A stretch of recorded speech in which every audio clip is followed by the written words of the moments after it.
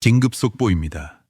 지금 이 순간에도 전국 수백만 명의 어르신들이 자신도 모르는 사이에 매달 받을 수 있는 돈을 날리고 계십니다. 한 달에 34만 원.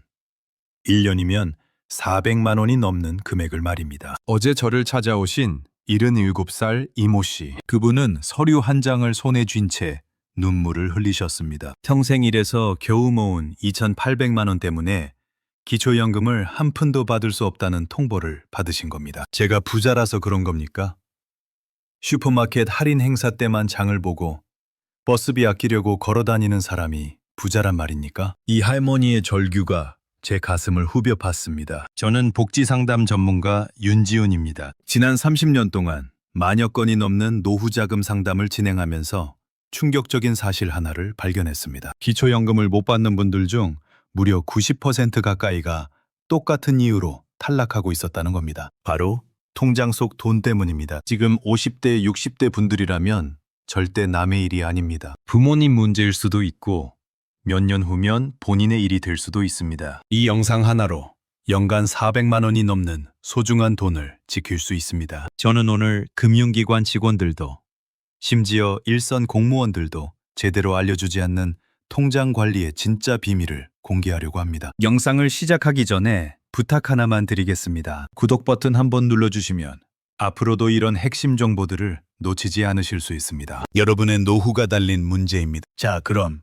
충격적인 현실부터 직시해 봅시다. 2025년 현재 만 65세 이상이면서 소득 하위 70%에 해당하면 누구나 기초연금을 받을 수 있습니다. 혼자 사시는 분은 매달 최대 34만 2,510원, 부부는 각각 받아서 합계 68만 5,020원입니다. 이게 얼마나 큰 돈인지 아시나요? 월 34만 원이면 전기요금, 수도요금, 의료비를 모두 해결하고도 남습니다. 20년만 받아도 총 8,160만 원, 거의 1억 원에 육박하는 금액입니다. 그런데 이 엄청난 돈이 통장 하나 잘못 관리했다고 사라진다면 어떻겠습니까? 상담실에서 가장 많이 듣는 하소연이 있습니다. 월급도 없이 사는데 왜 제가 연금을 못 받습니까? 은행에 저축 좀 해뒀다고 벌금 받는 겁니까? 이런 분들의 억울함 뒤에는 충격적인 진실이 숨어 있습니다. 통장에 돈만 넣어둬도 소득이 있다고 간주되는 제도 때문입니다. 국민연금공단은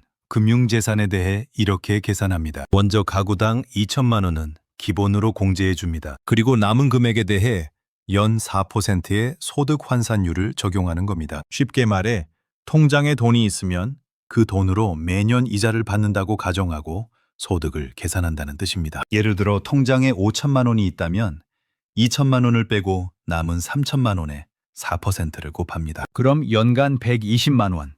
이걸 12개월로 나누면 월 10만 원의 소득이 있다고 계산되는 겁니다. 3천만 원이 있으면 월 약 3만 3천 원.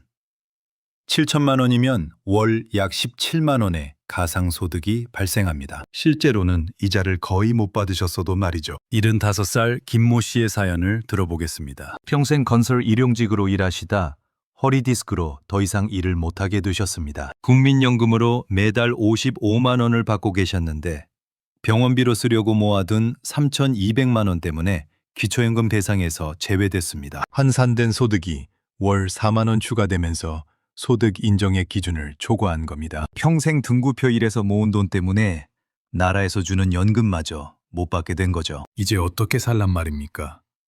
아프기라도 하면요. 할아버지의 떨리는 목소리가 지금도 생생합니다. 더 가슴 아픈 경우도 있습니다. 78살 박모 할머니는 남편이 돌아가시기 전에 만들어 놓은 통장이 있다는 사실조차 모르고 계셨습니다. 연금 신청을 위해 은행에서 재산증명서를 발급받는 과정에서 우연히 발견된 1,800만 원짜리 통장 때문에 신청이 반려된 겁니다. 여러분이 꼭 알아야 할 핵심은 바로 이것입니다. 통장에 있는 돈이 2천만 원을 넘으면 기초연금을 못 받을 수 있다는 것. 그런데 반대로 통장 관리를 제대로 하면 매달 34만 원을 지킬 수 있다는 것이기도 합니다. 이제 제가 직접 경험한 가장 안타까운 실제 사례들을 들려드리겠습니다. 73 장모 할머니의 사연은 제 심장을 무너뜨렸습니다. 할머니는 30년간 봉제 공장에서 일하시다 손가락 관절이 모두 변형되어 더 이상 일을 할 수 없게 되셨습니다. 평생 자식들 짐 안 들려고 모은 돈 한 푼 없었지만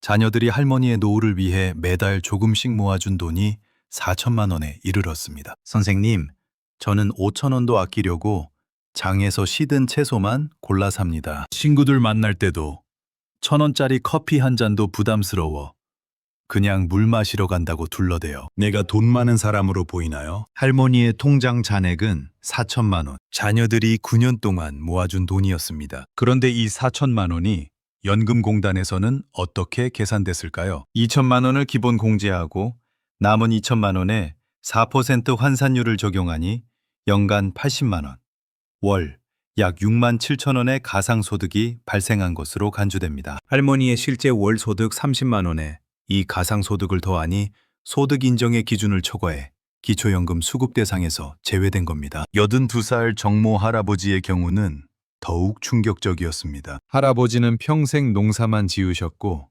은행에 가본 적도 거의 없으셨습니다. 그런데 연금 신청을 위해 은행에서 재산 증명서를 떼는 과정에서 말도 안 되는 사실이 드러났습니다. 할아버지 명의로 된 통장에 3,400만 원이 들어있던 겁니다. 이게 무슨 소리요? 내 통장이 어디 있다고 그래요?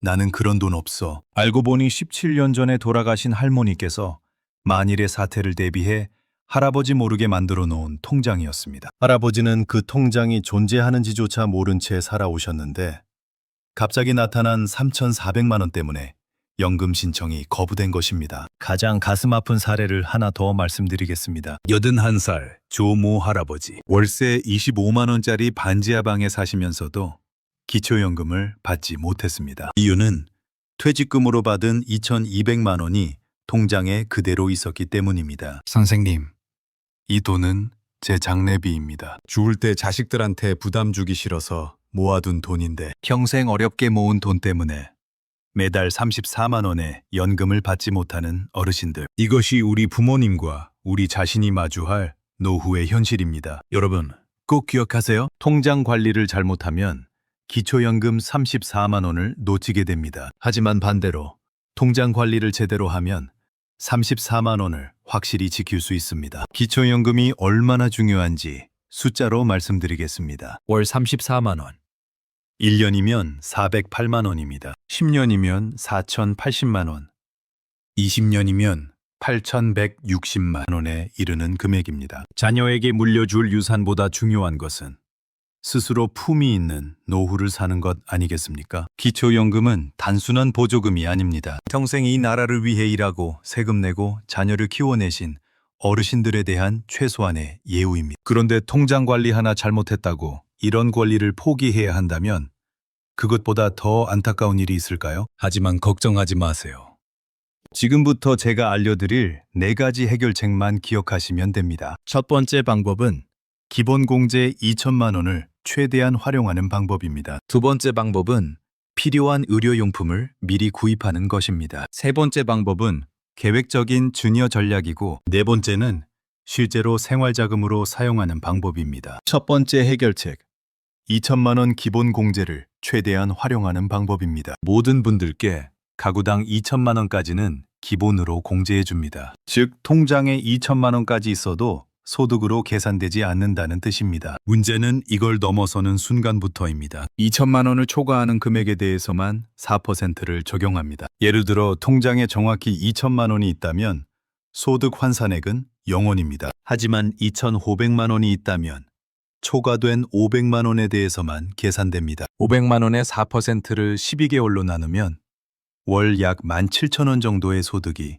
발생하는 겁니다. 그래서 가장 중요한 전략은 금융재산을 2천만 원 이하로 관리하거나 초과분은 다른 방법으로 처리하는 겁니다. 두 번째 해결책, 필수 의료용품을 미리 구입하는 방법입니다. 이것이 정말 중요한 이유는 의료용품 구입비는 금융재산에서 아예 제외되기 때문입니다. 예를 들어 보겠습니다. 통장에 3천만 원이 있다면 2천만 원을 빼고 1천만 원에 대해 소득이 계산됩니다. 월 약 3만 3천 원이죠. 그런데 필요한 의료용품 1,000만 원어치를 구입하면 어떻게 될까요? 통장 잔액은 2천만 원이 되고 이건 기본 공제 안에 들어가므로 소득 환산액이 0원이 됩니다. 게다가 실제로 필요한 물건들을 미리 사두는 것이니 일석이조입니다. 인정되는 항목을 자세히 말씀드리겠습니다. 의료기기로는 보청기, 혈압계, 혈당 측정기, 산소 발생기 등이 있습니다. 안전용품으로는 안전손잡이, 미끄럼 방지 매트, 낙상 방지 센서가 포함됩니다. 보조기기는 지팡이, 보행기, 휠체어 등이고 건강관리용품으로 안경, 돋보기, 노인용 특수 매트리스도 인정됩니다. 특히 보청기는 건강보험 적용을 받으면 최대 131만 원까지 지원받을 수 있으니 꼭 활용하시기 바랍니다. 75살 한모 할머니의 사례를 보겠습니다. 할머니는 통장에 3,100만 원이 있었습니다. 이거라도 없으면 나중에 어떻게 삽니까? 할머니의 불안은 당연했지만 이 금액이면 2천만 원을 제외하고도 1,100만 원이 환산 대상이 되어 월 약 3만 7천 원의 가상소득이 발생했습니다. 우리의 해결책은 이랬습니다. 첫째, 통장에는 2천만 원만 남겼습니다. 이건 소득으로 계산되지 않습니다. 둘째, 필요한 의료용품 600만 원어치를 구입했습니다. 보청기, 혈압계, 안전손잡이 등입니다. 셋째, 손주에게 500만 원을 증여했습니다. 결과는 단 2개월 만에 기초연금 심사를 통과했습니다. 선생님 평생 은인이에요. 이런 방법이 있는 줄 몰랐어요. 78살 강모 할아버지는 통장에 2,800만 원이 있었습니다. 할아버지는 당뇨와 고혈압으로 병원을 자주 다니셨는데 제대로 관리를 못하고 계셨습니다. 우리는 이렇게 조언했습니다. 보청기 320만 원, 혈압계와 혈당 측정기 세트 150만 원, 안전 손잡이와 미끄럼 방지 매트 130만 원, 총 600만 원어치를 구입하셨습니다. 통장 잔액은 2,200만 원이 되었고 2천만 원 기본 공제를 적용하니 환산 소득이 월 7천 원 정도로 크게 줄었습니다. 결과적으로 할아버지는 건강도 챙기시고 기초연금도 받게 되셨습니다. 보청기 덕분에 이제 가족들과 대화가 됩니다. 매일 혈당 체크하니 건강도 좋아졌어요. 게다가 매달 34만 원이 통장에 들어오니 정말 감사합니다. 세 번째 해결책, 계획적 증여 전략입니다. 많은 분들이 그냥 자식 통장에 넣어주면 되는 거 아닌가요? 라고 물으십니다. 절대 그렇게 하면 안 됩니다. 국민연금공단은 최근 5년간의 모든 큰 금액 이동을 추적합니다. 증여는 반드시 계획적으로 해야 합니다. 직계비속인 자녀나 손자녀 모두 성인 기준 10년간 5천만 원까지 증여세가 면제됩니다. 미성년자의 경우는 2천만 원입니다. 여기서 중요한 점은 자녀든 손자녀든 직계비속이면 똑같이 적용된다는 겁니다. 더 놀라운 건 자녀가 결혼하거나 출산할 때는 추가로 각각 1억 원씩 더 면제받을 수 있습니다. 혼인신고 전후 2년씩 총 4년 내에 1억 원, 출산 후 2년 내에 1억 원이 추가되는 겁니다. 즉 기본 5천만 원에 혼인공제 1억, 출산공제 1억을 합치면 최대 1억 5천만 원까지 증여세 없이 줄 수 있습니다. 예를 들어 보겠습니다. 자녀가 30세라면 지금부터 10년간 매년 500만 원씩 나눠서 증여할 수 있습니다. 그리고 자녀가 결혼할 때 1억 원을 추가로 주고 손주가 태어나면 또 1억 원을 추가로 줄 수 있습니다. 손자녀에게도 똑같이 적용됩니다. 성인 손주라면 10년간 5천만 원, 결혼할 때 1억 원, 출산할 때 1억 원을 증여세 없이 줄 수 있는 겁니다. 중요한 점은 한 번에 몰아서 하지 말고 계획적으로 나누어서 하는 것입니다. 73 송모 할아버지는 통장에 6천만 원이 있었는데 큰아들과 작은아들에게 나눠주려 하셨습니다. 우리의 조언은 3년에 걸쳐 매년 1천만 원씩 나누어 증여하라는 것이었습니다. 이렇게 하니 증여세도 없고 기초연금 심사도 무사히 통과했습니다. 주의하세요. 현금으로 주는 것은 매우 위험합니다. 계획된 현금 인출과 자녀의 현금 입금은 모두 추적됩니다. 76살 홍모 할머니는 통장에서 2,300만 원을 현금으로 뽑아 딸에게 주려다 큰 문제가 될 뻔했습니다. 정식 증여 절차를 밟으니 안전하게 해결됐습니다. 네 번째 해결책은 실제로 생활자금으로 사용하는 방법입니다. 필요한 곳에 돈을 쓰는 건 전혀 문제가 없습니다. 오히려 권장할 일입니다. 집수리가 필요하다면 하시고, 낡은 가전제품을 바꾸셔야 한다면 바꾸시고, 옷이나 신발이 필요하다면 사세요. 이런 정당한 생활비 지출은 아무 문제가 없습니다. 이 방법들을 적절히 조합하면 통장에 상당한 금액이 있어도 기초연금을 받을 수 있습니다. 82살 최모 할아버지는 7,600만 원을 어떻게 관리하셨을까요? 첫째, 통장에는 2천만 원만 남겼습니다. 이것은 기본 공제 범위입니다. 둘째, 필요한 의료용품 2,100만 원어치를 구입했습니다. 이것은 재산평가에서 완전히 제외됩니다. 셋째, 손주 3명에게 각각 500만 원씩 총 1,500만 원을 증여했습니다. 넷째, 나머지 1,600만 원은 실제 생활비로 사용하셨습니다. 집수리, 옷 구입, 생활용품 등에 쓰신 겁니다. 결과는 성공적이었습니다. 이런 좋은 방법이 있는 줄 몰랐습니다. 평생 모은 돈으로 필요한 것도 사고 손주들도 도와주고 매달 34만 원씩 들어오니 정말 마음이 놓입니다. 자식들한테 손 안 벌리고 당당하게 살 수 있게 됐네요. 여러분도 바로 지금 실천하세요. 가장 좋은 방법은 이 4가지를 조합하는 것입니다. 내일이라도 당장 가까운 은행에 가서 본인 명의의 모든 통장을 확인해 보세요. 필요한 의료용품이 있다면 미루지 말고 구입하세요. 보청기의 경우 건강보험 적용받으면 최대 131만 원까지 지원받을 수 있고,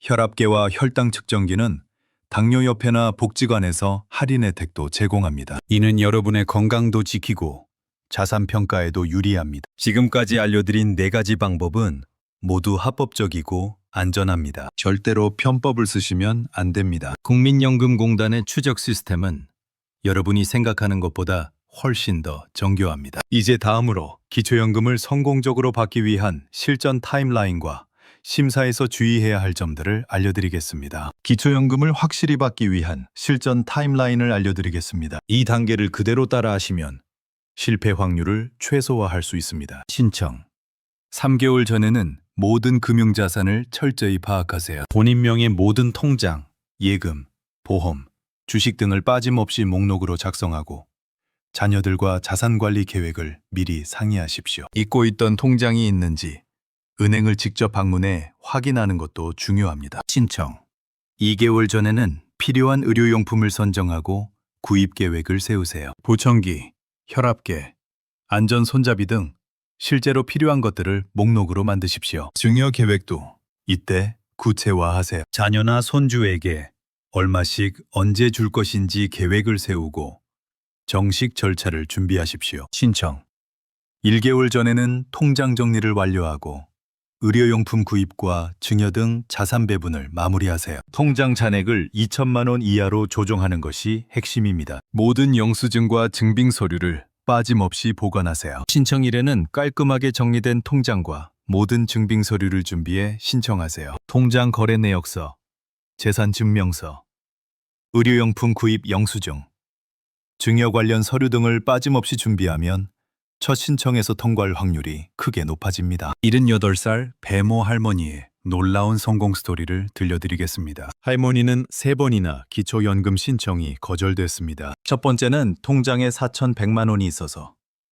두 번째는 자녀 증여 내역이 의심받아서, 세 번째는 소득신고에서 탈락했습니다. 그러나 4번째 도전에서는 성공하셨습니다. 비결이 뭐였을까요? 철저한 준비였습니다. 통장을 완벽히 정리하고 5년간의 모든 거래 내역을 꼼꼼히 정리했으며 담당 공무원과 적극적으로 소통하며 부족한 부분을 보완했습니다. 포기하지 않아서 정말 다행입니다. 이제 매달 34만 원으로 약값 걱정 없이 병원도 다니고 가끔 손주들 용돈도 줄 수 있어요. 사람 사는 것 같습니다. 특별한 상황에 처한 분들을 위한 추가 팁도 알려드리겠습니다. 첫째, 의료비 지출이 많은 경우입니다. 80살 서모 할아버지는 매년 1,100만 원 이상의 의료비를 쓰시는데, 이런 경우 의료비는 소득평가에서 특별 공제를 받을 수 있습니다. 단, 병원비 영수증과 통장 출금 내역을 빠짐없이 보관하세요. 둘째, 농지를 소유한 경우입니다. 농지는 일반 재산보다 평가액이 낮게 계산되고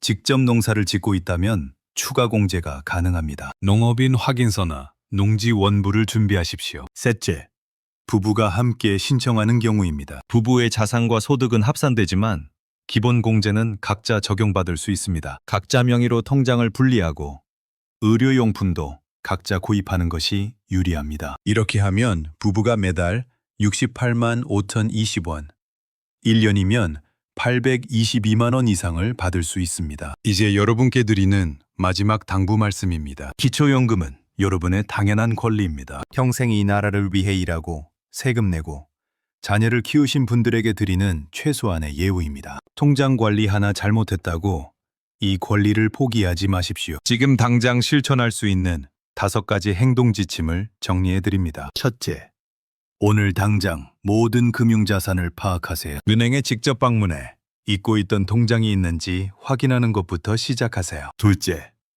통장 잔액을 2천만 원 이하로 조정하세요. 초과분은 앞서 말씀드린 방법으로 관리하세요. 셋째, 필요한 의료용품과 생활필수품은 지금 구입하세요. 보청기, 혈압계, 안전 손잡이 같은 제품은 건강보험 혜택이나 복지관 지원 제도를 활용하면 더 저렴하게 구입할 수 있습니다. 넷째, 주니어 계획을 세우세요. 자녀나 손주에게 계획적으로 나누어주는 전략을 수립하십시오. 다섯째, 혼자 해결하기 어렵다면 주저하지 말고 전문가와 상담하세요. 각 지역 노인복지관이나 주민센터에서 무료 상담을 받을 수 있습니다. 2025년은 기초연금 제도가 더욱 개선되는 해입니다. 신청 과정이 간소화되고 온라인 신청도 가능해졌습니다. 올해는 더 많은 어르신들이 기초연금의 혜택을 받으실 수 있습니다. 여러분도 그중 한 분이 되시길 진심으로 바랍니다. 오늘 알려드린 내용이 여러분과 부모님의 노후를 더 풍요롭고 안정적으로 만드는 데 도움이 되었기를 바랍니다. 한 분이라도 더 많은 어르신이 당연히 받아야 할 연금을 놓치지 않았으면 합니다. 제가 앞으로도 노후 생활에 필요한 귀중한 정보들을 계속 공유하겠습니다. 구독과 좋아요는 무료지만 여러분의 노후는 그 어떤 것보다 소중합니다. 소중한 정보를 놓치지 않도록 구독과 좋아요, 알림 설정 부탁드립니다. 오늘도 끝까지 들어주셔서 진심으로 감사드립니다. 모든 어르신들의 노후가 더 이상 불안하지 않고 존중받고 풍요로운 시간이 되기를 진심으로 응원합니다. 여러분의 행복한 노후를 위해 저도 계속 노력하겠습니다.